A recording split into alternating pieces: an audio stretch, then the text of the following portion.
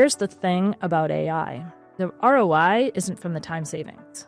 You can save all the time in the world, but if you're not then taking that time and applying it to something that's actually going to bring in more revenue, then it's just wasted time. So you really need to start to think about that. The efficiency is sort of what allows you to open the door to start to do other things that ideally will bring in new services, maybe newer campaigns that reach a different audience that you were never able to get to before, unlocking the things that the marketing team maybe always wanted to do but never had a chance to do, and then tying, using that to tie it to actual revenue gains or profit and being able to tie it all back to that initial efficiency gain.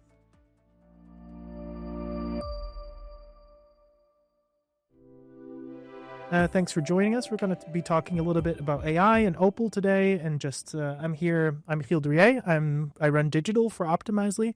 And the easiest way to think about that of what we do at Optimizely is we use digital for ourselves, right? We're a digital experience platform, and I do that for marketing. So I'm Liz Spranzani. I'm Chief Technology Officer at a premier platinum agency partner of Optimizely. Mm-hmm. We are experts in strategy, creative, digital operations, development, optimization, marketing services. Really across the board, we have deep expertise in all of those areas, and we help organizations work towards our goals, leveraging all of that. And just to explain a little bit for people what Opal is and what it kind of does, it's our newest offering at Optimizely.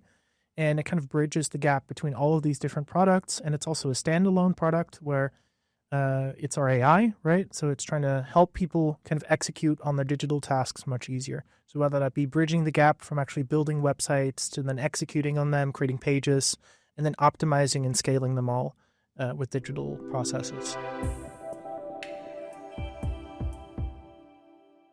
I think what really was a game changer was when the workflow and orchestration features came out, a few months ago, when those were officially released for us to start to play with. I think that was like back in October. Mm-hmm. And what we realized at that point is, wow, this is significant. This is really going to allow us to change how we market. And so really it opened up a world where we just needed to start brainstorming about how we were going to use the platform. Yeah, we really see this as the iceberg, right? So there's only a small subset of stuff above water, which we're all doing as digital teams. But we all know there's so much stuff underwater that we constantly need to be doing to kind of make these good digital experiences that are hard to execute on, or we just don't have time to do. Anything from accessibility to, SEO to now generative engine optimization with Geo. We all kind of know what these best practices are and how to do them, but it's hard to execute those at scale because we don't have infinite resources to kind of execute on some of this. And there are a lot of expectations, I think, that are out there. Marketing teams have it tough right now. They're expected to do a lot more with less time, less budget. And so what they start to look at is to understand, am I saying something unique? Am I presenting my organization in a way that's going to impress somebody?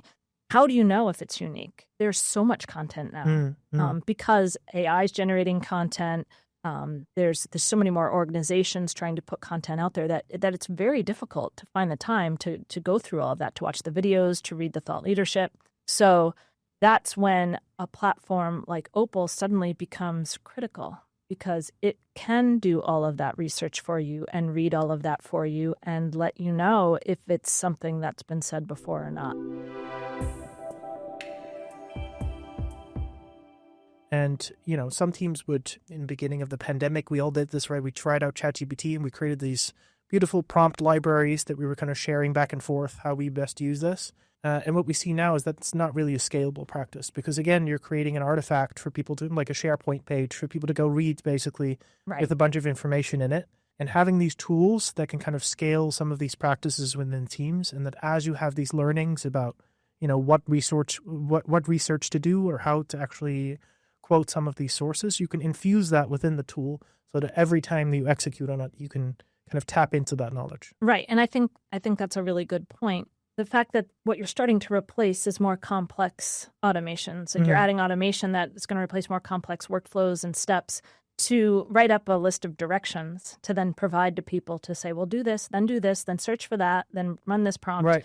That's a lot. So it's almost more like these agents are just a step-by-step instruction manual of all of that, where it needs human input or human in a loop, you can add those steps in, and then basically you execute it, and it's going to take all of the learnings that you had along the way. Because to create the agents or the workflows for those agents, it does take time. There's a lot of tweaking, and as a technology person, in my coding days, it's been some time, but it's a very similar thought process to how you really need to kind of think through what all the steps are going to be.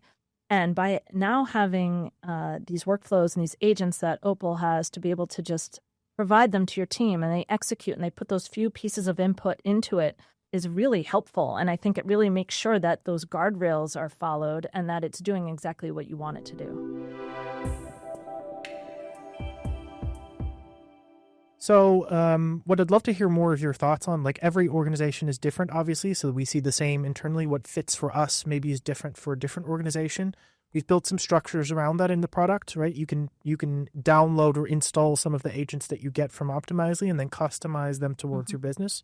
But how do you start that process, kind of thinking about and mapping out what an organization looks like and how Opal can help? Yeah, I think first and foremost, you have to start thinking about, how is a marketing team actually functioning? What is their operational process? And what is their plan? Where are they trying to get to? So what we did for ourselves is just really look at, like, what are the day-to-day activities, the week-to-week activities, the month-to-month, the year-to-year, and starting to look at those. Where are the low-hanging fruits? What are the repetitive things, the tedious things? Maybe it's higher effort, higher time, but lower in creativity, something we don't need to think a lot about, and it's highly repetitive. It's sort of the same predictable process over and over again. So you start to look at those things, and then I just identify, how much time is that taking? And now, if I were to map it into Opal, what would that look like? The anatomy of Opal is essentially tools, specialized agents, and workflow agents. The tools are the integrations out to other systems.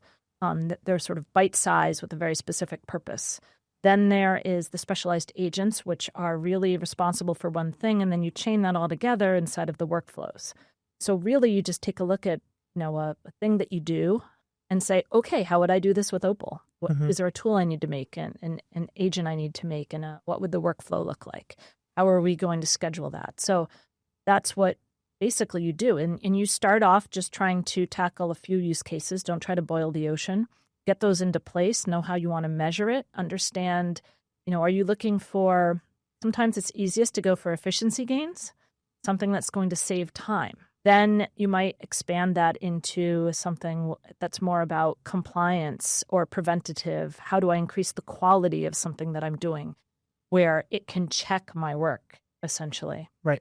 And then from there, you can start to broaden it. As you get more mature, you can start to think, because here's the thing about AI. The ROI isn't from the time savings.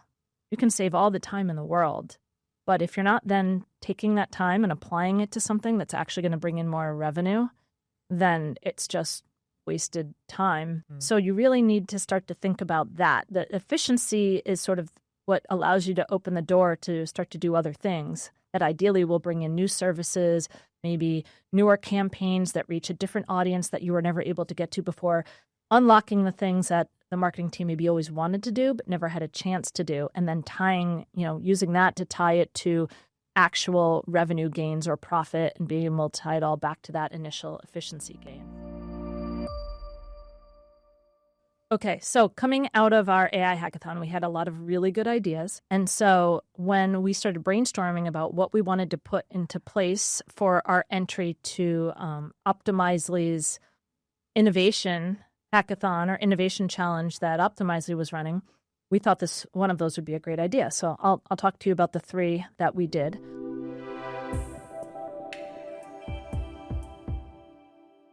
The first one was a trending insights content generation agent. Now that seems like just another content generation agent, except it's not. The idea behind it was what I was talking about earlier, in that if there's a trending topic or idea that we want to put our name on and go to market with some thought leadership on, how do we make sure it's a unique idea? So what we did is we built an agent that will scour certain sources for a particular trending topic that we are thinking about doing something on. And so it'll look and read posts on X. It'll look at LinkedIn. It'll watch videos on YouTube. It will look at AP News. We can tell it to avoid certain subtopics or avoid certain locations of looking at information if we know we don't want something from there. And what it will do is it'll look through all of that. It'll essentially put together a point of view that's unique, meaning what is everybody else already saying about it? What aren't they saying? And what might a post about that look like? And then it'll put all of that together. And then we had it integrate with the CMP and push a blog task content into CMP after creating a campaign. And what that essentially allows is our marketing team to right off the bat have a post that they could then put in front of our subject matter experts, who will then go in, iterate on it, decide if it's a good idea, tweak it, put some more color in it, something a little more of the human touch inside of it, their own thoughts on it. But what's great about that is what I talked about earlier, is that's something that I would do when I was coming up with thought leadership in the past. And it's great to know that you're coming up with an idea that maybe nobody else has really thought of from that point of view. And that's where AI is so great, because AI can crunch a lot of data that it would take days, weeks for a single person to go through themselves and kind of come up with like what's missing, what's not in there. So this is one of the agents that I'm personally most excited about, because I do intend to take advantage of that agent when I'm coming up with some of my own ideas and wanting to make sure that it's unique out there. Our next agent, and this is the one that I believe we might have become a finalist in the Innovation Challenge about, but it's our behavioral CRO agent. Now, this is not just another CRO agent that's out there. There are 9 factors that are measured and then scored on a score of 1 to 5. And so what our agent does is actually goes through all of those behavioral concepts, and it will score a web page URL that you provide and tell you what's low, what's high. And if something's low, it'll give you suggestions on what to change in order to get that score higher, right? Our first agent that I talked about is, potentially creating some content. This one can be used to analyze it to make sure that the way we've presented it is actually going to be attractive to people.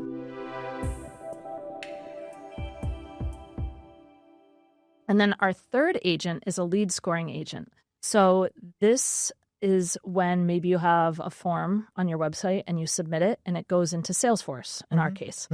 That triggers a webhook in Salesforce that calls out to Opal and tells Opal, here's the lead that I just got, and it looks at the domain and all the information that it got from that particular person, and it will do research. Now, the agent we built will do web research. It'll search, but you could also hook it up to ZoomInfo or any other place that you might have additional demographic information, and it will pull that information together, and then it will actually update the lead inside of Salesforce. That will then allow the sales team, the BDRs, whoever might be looking at it, just that little bit more of information that will help them decide, is this a qualified lead? This is someone I should go after. Maybe it provides them more information when they actually get in contact with that particular lead. And so you could put that form on your page, and now you kind of see a full transformation of like our process, where it goes from generation to optimization to getting leads and doing something with those leads. One of the things that this has parlayed for us is offering AI services to our clients, one of which is just, how do you get started with AI? Right. Where do you begin? What do you look at? What are the first steps? So there's an educational aspect of it. There's analyzing their marketing campaigns and marketing operations and starting to understand where's the quick hits. Where can you start to save them some time so that they can start to think about the other things that they might want to take advantage of? From there, it's not only creating agents, but it's saying, hey, first and foremost, if you're going to use Opal, for example, we've got to come up. Do you have your brand voice figured out? Do you even you have to go down to the foundation and say, what are your brand guidelines? What's your tone of voice? The first step we explain to them is just get that stuff into Opal right away. From there, we can start to come up with how we're going to map the tools and the agents and the workflows to some of your low-hanging fruit, those use cases that are going to provide efficiency, and that will start to allow you to shift your focus from some of these tedious tasks to, more innovation and more creativity as you're looking at initiatives that are going to really move things forward that you've never really been able to get to. And so we want to be sort of that, AI guide to them as they move forward with their plan. So we'll go in and we'll help them configure it inside of Opal.